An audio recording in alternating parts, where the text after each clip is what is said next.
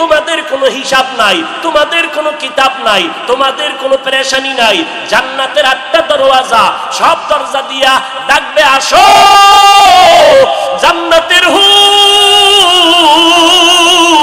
তোমাদের জন্য অপেক্ষা করতেছে, জান্নাতের বিছানা তোমাদের জন্য রেডি।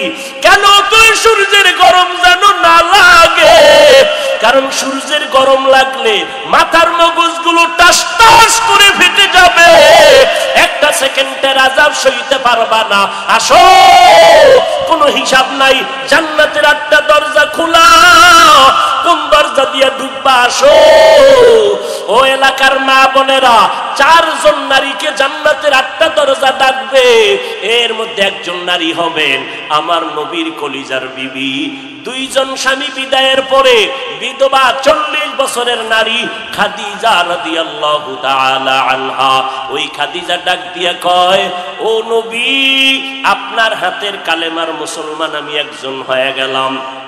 নবী এবার কান্না বন্ধ করে বের হয়ে গেল।